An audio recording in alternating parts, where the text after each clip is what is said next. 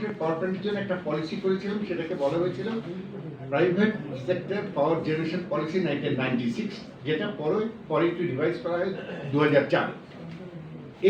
এই পলিসিটা was a very good policy, internationally very acceptable one, এবং এইটা আওতায় আমরা যে দুটা বড় বড় পাওয়ার প্ল্যান্ট করেছিলাম মেঘনাঘাট এবং হরিপুর, সেই দুটো পাওয়ার প্ল্যান্ট কিন্তু অত্যন্ত কম্পিটিটিভ রেটে আমরা করেছিলাম, কারণ ইট ওয়াজ এ টেন্ডার ওয়ান, ইন্টারন্যাশনালি টেন্ডার হয়েছিল, এবং সেই টেন্ডার করা ভিত্তিতে আমরা যে রেট পেয়েছিলাম তখন নেবারিং পাকিস্তান এবং ইন্ডিয়া তুলনায় ইট ওয়াজ ফার ফার লো। এবং তখন মানে আমরা যখন 2.73 সেন্টে বিদ্যুৎ ক্রয়ের চুক্তি করেছি, সেই সময় পাকিস্তান 6 সেন্ট, ইন্ডিয়া 7 সেন্টের বিদ্যুৎ চুক্তি করেছিল, এবং তাদের লোকজন আমাদের সঙ্গে দেখা করবার জন্য এসেছিল যে how you could do it. তো এই যে পলিসিটা আমরা করেছিলাম, সেই পলিসিটা কিন্তু আলটিমেটলি তারা মানে পরবর্তীতে অনেক গভর্নমেন্ট সেটা কিন্তু আর কন্টিনিউ করেনি, না করে তারা কুইক এনহ্যান্সমেন্ট পলিসি বলে একটা পলিসি করলো, যেটা স্পেশাল অ্যাক্ট হিসাবে। এটা তাহলে এইটাকে আমি আর ডিটেইলে গেলাম না, আমি কুইক এনহ্যান্সমেন্ট অফ ইলেকট্রিসিটি যেটা মানে একটা স্পেশাল প্রভিশন অ্যাক্ট করলো, যেখান থেকে তারা মানে টেন্ডারিং প্রসেসটাই তুলে নিল। তার মানে আর টেন্ডার হবে না, ইট উইল বি সিলেক্টেড। এখন এই সিলেকশনটা এইটা একটা তখন এখানে একটা হিস্টোরিক্যাল কনটেক্সট দেওয়া ছিল, ওই ওদের যে মানে যে অ্যাক্টে এই প্রভিশনটা দেওয়া হয়েছিল যে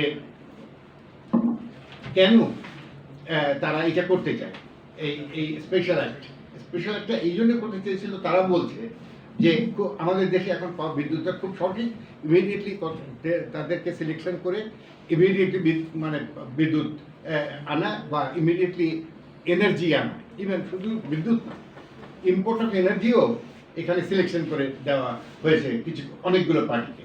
তো এই সিলেকশন প্রসেসটা ছিল ভীষণভাবে অনিয়মে ভরা। তো এইটাকে আমরা বরাবর মনে করি যে একটা বড় ভুল ছিল, এবং এইটার অ্যাডভান্টেজটা কি করে নেওয়া হয়েছে আমি আরেকটু ডিটেলে আসছি। আমি কয়েকটা এক্সাম্পল এখানে দিচ্ছি, যেমন একটা সামিট মেঘনাঘাট পাওয়ার ইউনিট মেঘনাঘাট, আমি একটা কাজ করেছিলাম আর কি, যে এই স্পেশাল অ্যাক্টে যেসব প্রকিউরমেন্টগুলো হয়েছে সেইগুলোর মধ্যে কি কি দোষ ত্রুটিগুলো আলটিমেটলি ছিল, সেটা বের করার জন্য আমরা 5টা summit মেঘনাঘাট, unit মেঘনাঘাট, Anwara United Anwara, Paramount এবং দেশ এগুলো কেন 5টা, একটা 5 ধরনের, কোনোটা কম্বাইন্ড সাইকেল, কোনোটা ডুয়েল ফুয়েল কম্বাইন্ড সাইকেল, কোনোটা এইচএসডি অপারেটেড, কোনোটা এইচএফও অপারেটেড, কোনোটা আরেকটা আছে পিওর ফার্নেস অয়েল অপারেটেড। তো এরকম কয়েকটা ডিফারেন্ট কেস আমরা আলাদা আলাদা নিয়ে দেখেছি। যেমন সামিট মেঘনাঘাটটার কথা আমি যদি বলি, এটা কিন্তু একটা 583 মেগাওয়াট পাওয়ার প্ল্যান্ট, বিরাট একটা পাওয়ার প্ল্যান্ট, এবং শুনলে অবাক লাগবে যে এটা কিন্তু মোস্ট এফিশিয়েন্ট পাওয়ার প্ল্যান্ট। আমরা যখন পৃথিবীর সবগুলো পাওয়ার প্ল্যান্ট লিস্ট করি, এই পাওয়ার প্ল্যান্টে কিন্তু ভেরি এফিশিয়েন্ট। কিন্তু প্রবলেমটা কোথায় দাঁড়ালো, যে তাদের ট্যারিফটা তারা কিন্তু একটা হলো এফিসিয়েন্সি খেয়াল করেন, এফিসিয়েন্সি অফ দি মেশিন, তার মানে সে ফুয়েল কম খরচ করে as compare to other power plant, কিন্তু তার রেটটা সে অ্যাজ কম্পেয়ার টু আদার অনেক বেশি। সেই বেশিটা অ্যাপারেন্টলি এত বেশি, তার অনেকগুলো কারণ আছে, সবটাই কিন্তু সে বেশি সে অ্যাগ্রিড মানে ওদের মানে ডিউরিং নেগোসিয়েশন অ্যাগ্রি করায়নি, সেটা বিকজ অফ দি পলিসি। যে পলিসিটা ওই যে প্রথম প্রাইভেট পলিসিটা ছিল, সেই পলিসিটার মধ্যে বলা ছিল, এবং মানে যেটা আমাদের পাওয়ার সিস্টেম মাস্টার প্ল্যান যেটা, সেখানেও কতগুলো লোকেশন বলা ছিল যে এই জায়গাগুলোতে পাওয়ার প্ল্যান্ট করবে, সেই সব জিনিসগুলোকে অ্যাডায়ার করেনি। অ্যাডায়ার কেন করে নাই? কারণ ওরা তো নিজেরা সিলেকশন করেছে একটা জায়গা, এই জায়গাটায় পিএসএমপিতে পাওয়ার সিস্টেম মাস্টার প্ল্যানে এই জায়গায় কিন্তু পাওয়ার প্ল্যান্ট বসানোর অনুমতি ছিল না বা দরকার ছিল না, কিন্তু ওরা যারা এই স্পেশাল অ্যাক্টে তারা সিলেকশন করে নিল অন্য আর একটা জায়গায়। ফলটা কি দাঁড়ালো, দেখা গেল যে এইখানে কিন্তু তারা ডিসপ্যাচ দিতে পারলো না, কিন্তু চুক্তি বলছে যে তুমি ডিসপ্যাচ দিতে পারো আর না পারো, তোমাকে আমাকে ফুল ক্যাপাসিটি পেমেন্ট দিতে হবে। এই যে একটা বড় ভুল, আমি যদি নিশ্চিত না হই যে একটা পাওয়ার প্ল্যান্টে আমি ফুল তার বিদ্যুৎটা কিনতে পারবো, তাহলে ওখানে আমি পাওয়ার প্ল্যান্ট তো বসাবো না। এই জিনিসটা ইজ এ মানে খুবই মানে খারাপ সিদ্ধান্ত হয়ে গেছে এই অ্যাক্টে সিলেকশনের প্রসেসটা। এই যেমন আমরা আদানি নিয়ে কথা বলছি, আদানির যে পাওয়ার প্ল্যান্ট, অ্যাপারেন্টলি আমি যে কথাটা এখনই বলতে যাচ্ছি আপনারা হই হই করে উঠবেন, it is a very very good power plant. কেন? আদানির এই পাওয়ার প্ল্যান্টের কোল পাওয়ার প্ল্যান্ট বসাচ্ছে ইন্ডিয়া, কোল ওইখানেই তৈরি, ওইখানে খরচ করতেছে, ওদের সব কিছু ওদের। আমাদের এখানে আমি খালি বিদ্যুৎটা কিনছি, আমার এখানে কিন্তু কোনো পরিবেশগত, এই যে আপনারা পরিবেশের কথা বলছেন, পরিবেশগত কোনো ক্ষতি নাই, কোনো সমস্যা নেই। তাহলে কেন এটাকে আমরা এত খারাপ বলছি? কেন? তার প্রধান কারণ হলো চুক্তি।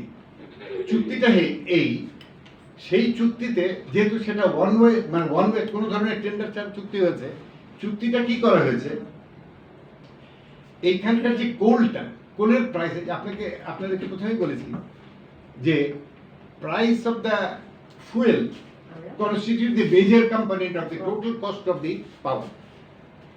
এখন সেই ফুয়েলটা মানে সেই কোল কিন্তু আদানি তার ইয়ে থেকে তার কোল মাইন থেকে ডিস্ট্রিবিউট করা কেনা হবে। এই ট্রান্সমিশন লাইন তার মানে খরচায় করা হচ্ছে, এই মানে এই সব কিছুই কিন্তু আদানি। তার মানে বলা হয়েছে চুক্তিতে যে যে জিনিস আদানি করছে, আদানি সিলেকশন করবে তার ট্যারিফ। তাহলে চিন্তা করেন, যেমন ওয়ান ওয়ে ব্যাপার হয়ে গেল, আদানি সিলেকশন করতেছে ট্যারিফ। আমি কি দামে বিদ্যুৎ তার কাছ থেকে কিনবো সেটা যে বিক্রি করবে সে ঠিক করবে। তা আমি অ্যাজ এ বায়ার আমার এখানে কোনো সাপোর্ট নেই। হোয়ারএজ এইটা কিন্তু একটা আদর্শ পাওয়ার প্ল্যান্ট হতে পারত, আমরা কিন্তু সিলেকশন করতে পারতাম, যেহেতু আমরা নেগোসিয়েশনে কত পুয়ার না, আমরা ইচ্ছে করে ছেড়ে দিয়েছি। আমরা নেগোসিয়েট করতে পারতাম, আমাদের কিন্তু ওই আদানির পাওয়ার তখন দরকার ছিল না, কারণ আমাদের অনেক বেশি উদ্বৃত্ত পাওয়ার ছিল। আমাদের কিন্তু নেগোসিয়েশন করার অনেকগুলো টুলস ছিল। আমরা বলতে পারতাম তোমাদের পাওয়ার নেব না, কিন্তু তা আমরা বলতে পারি, কারণ আমরা তো নেব বলে বসে আছি। তো আসলে এখানে কিন্তু আমাদের এমন কোনো ক্রাইসিস ছিল না যে আমাদের নিতেই হতো। কিন্তু এই অ্যারেঞ্জমেন্ট অফ ইম্পোর্টিং পাওয়ার, যেখানে আমাদের কোনো ইনভলভমেন্ট নেই, আমাদের পরিবেশগত কোনো ক্ষতি নেই, এটা আমাদের জন্য আদর্শগত একটা জিনিস ছিল, কিন্তু আমরা সেটাকে ইউজ করতে পারি না আমাদের নেগোসিয়েটররা, কারণ আমরা অলরেডি ওদের কাছে আগেই বিক্রি হয়েছিল। আচ্ছা গেল। ঠিক একই রকমভাবে আমি মেঘনাঘাটের কথা বলতে পারি। মেঘনাঘাট ইউনিট এটা আরেকটা বড় ইয়ে। এইখানে একটু ছোট করে বলে রাখি, যদি টেন্ডার হতো এখানে কিন্তু প্রাইভেট পাওয়ার কিন্তু ওই আম বিক্রির মতো একটা প্রাইস না, কত টাকা কেজি, 8 টাকা কেজি, এরকম না। এইখানে প্রায় 10টা কম্পোনেন্ট মিলে ট্যারিফ সিলেকশন হয়। তা এখন এবং সেই 10টা ট্যারিফও আবার যত বছর, যদি 22 বছরের চুক্তি হয়, তাহলে চিন্তা করেন, যদি আমি এরকমভাবে বলি 10টা ট্যারিফ 22 বছর, 22 × 10 মানে 220টা ট্যারিফ। একটা চুক্তি যখন হবে একটা প্রাইভেট পাওয়ারের সঙ্গে 220টা ট্যারিফ হচ্ছে। এখন এই 220টা ট্যারিফ কেমন হবে এইটা আবার ডিটারমিন করার জন্য একটা লিকুইডিট মানে আরেক ধরনের বিষয় ট্যারিফ মানে সিঙ্গেল ট্যারিফে নিয়ে আসতে হয় আর কি। তো আমরা সেই সিঙ্গেল ট্যারিফের কথাটা পরে আসছি। আচ্ছা এখানে আসি যে যদি টেন্ডার যখন আমরা করতাম, যখন ওই প্রথম বলছি যে প্রথম যখন আমরা যে অ্যাগ্রিমেন্টটা করেছিলাম, যেখানে টেন্ডার করেছি, সেখানে আমরা কন্ডিশনে বলে দিয়েছিলাম যে এই যে প্রথম দিকে তুমি বেশি টাকা নিতে পারবে। যদি 22 বছরের চুক্তি হয়, সে প্রথম 2 বছরে হয়তো ম্যাক্সিমাম টাকা নিয়ে নেয়, বাকি 20 বছরে কম টাকা নেই, এরকম হতে পারে। কিন্তু টোটাল হিসাব করে সে আমাকে দেখিয়ে দিতে পারে যে লেভেলাইজ ট্যারিফটা আমাকে সমান দেখিয়ে দিতে পারে।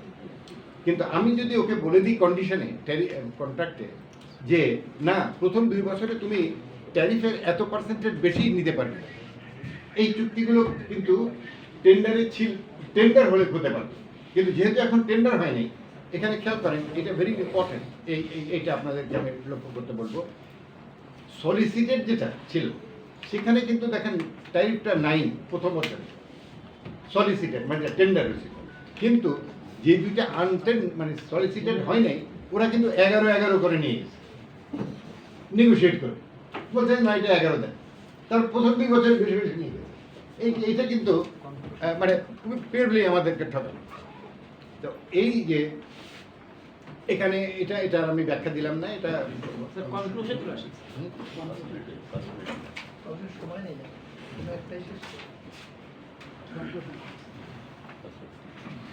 মানে মোট কথা আমি তাহলে যা